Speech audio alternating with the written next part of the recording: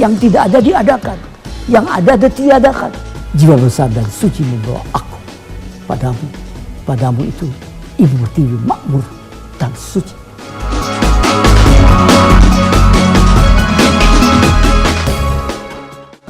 Tokoh kita malam ini adalah merupakan tokoh kebebasan pers, kemudian tokoh Bapak Reformasi. Kalau saya sebut clue satu lagi, Anda tentu sudah pasti mengenalnya. Beliau adalah Presiden Republik Indonesia ketiga, Pak B.J. Habibie. Selamat malam, Pak. Selamat malam. Pak Habibie, bagaimana kabarnya, Pak? Sehat? Baik, sehat. Sehat, Pak ya. Indonesia bagaimana, Pak Habibie lihat? Bisa teknologinya bisa maju seperti tadi negara-negara maju? Bisa. Negara kita bisa, Pak ya, untuk menekan Nah, itu. kita pernah buat kapal terbang? Pak Habibie pernah sempat menyinggung tadi soal pesawat, Pak ya. Kita pernah membuat pesawat, Pak. Ya. Kemudian beberapa waktu yang lalu Pak Habibie ketemu dengan Pak Presiden Jokowi Dodo. Apakah ini sempat disampaikan Ya. soal teknologi pesawat terbang khususnya? Jelas dong.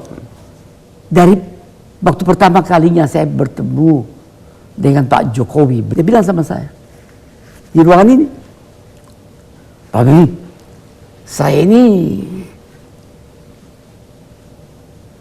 keluarga yang hidup dari membuat mebel, tukang kayu. Gitu, dia low profile. Saya belajar di situ. Susah loh Pak, lumayan. Saya angka-angkanya tidak merah lagi. Udah hitam, menguntungkan.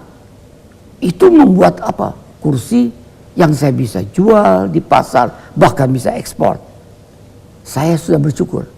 Itu kursi, susah loh Pak. Itu dia bilang apa? Pak, bagaimana buat pesawat terbang ya? Apa itu artinya Pak dari pembahasan Bapak waktu Pak Jokowi gubernur, kemudian selaras dengan Pak Habibie bahwa nilai tambah itu, kemudian apa artinya berarti dunia penerbangan ataupun teknologi? Bukan dunia penerbangan, semua produksi dalam negeri. Oke. Saya tidak hanya memperjuangkan penerbang, yang benar aja dong. Ini termasuk kursi kita, termasuk kamera. Sepeda motor, berapa sepeda motor di luar? Berapa mobil? Kereta api. Bagaimana mau membayarnya?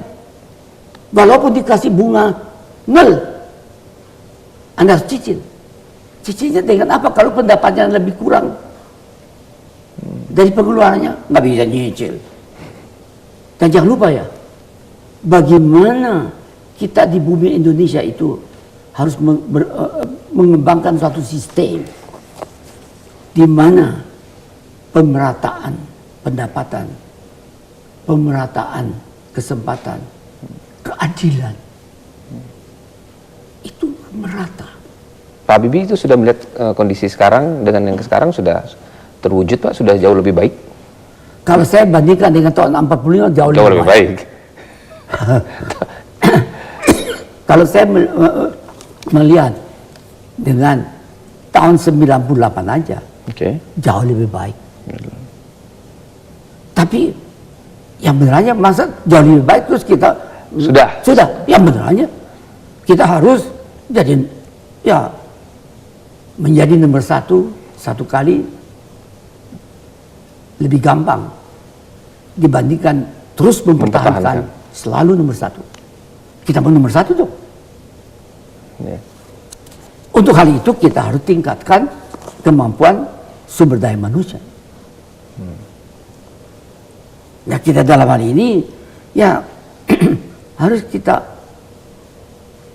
andalkan itu. Dan kita bersyukur ya bahwa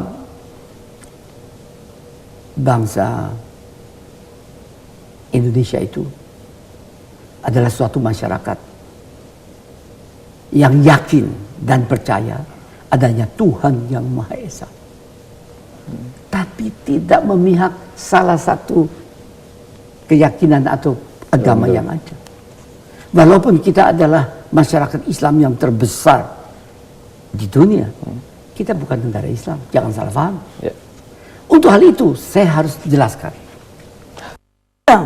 Terkaya di sini dan mulai menggerakkan, menghina orang yang beragama. Anda udah melanggar undang-undang dasar. Kita harus tegas.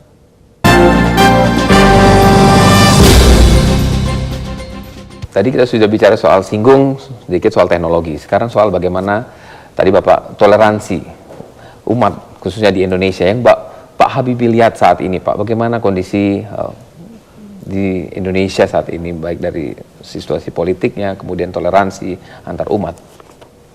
Begini ya, sebelum saya jelaskan itu, saya harus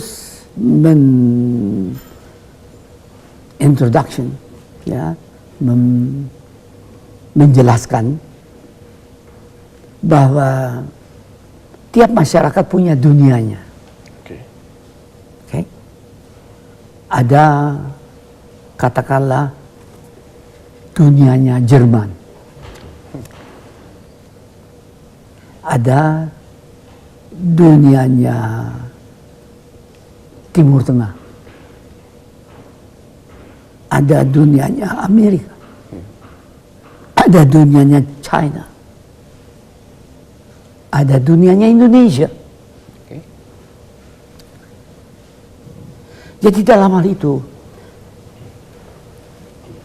saya menggarisbawahi bahwa dunianya Indonesia berbeda dengan dunianya Jerman atau dunia yang di Timur Tengah. Persamaannya di Timur Tengah ada agamanya, Islam. Tapi perbedaannya dia negara Islam, kita tidak. Kita adalah suatu negara yang memiliki undang-undang dasar, produk hukum dari masyarakat, yang masyarakatnya itu yakin adanya Tuhan yang Maha Esa. Jadi kalau Anda tidak percaya pada eksistensi adanya Tuhan yang Maha Esa, atau Anda ada ateis, bukan berarti Anda tidak boleh hidup di Indonesia. Boleh saja. Anda bisa jadi orang terkaya di bumi Indonesia dan tidak percaya pada Tuhan, tapi bayar pajak sesuai dengan undang-undang yang dibuat oleh wakil-wakil rakyat, wakil rakyat dipilih melalui pemimpin partai-partai dan sebagainya, dan di DPR maupun MPR, DPD dia membuat atau apa saja peraturan-peraturannya, dan orang yang duduk di situ percaya pada adanya Tuhan yang Maha Esa. Karena tidak mungkin dia kalau masuk dia mau sumpah dengan apa? Yeah. Dia nggak bisa, saya nggak percaya pada Tuhan. Udah melanggar konstitusi. Tidak mungkin. Tapi kalau Anda terkaya di sini dia percaya pada Tuhan, oke. Tapi kalau Anda terkaya di sini dan mulai menggerakkan, menghina orang yang beragama, Anda udah melanggar undang-undang dasar. Kita harus tegas.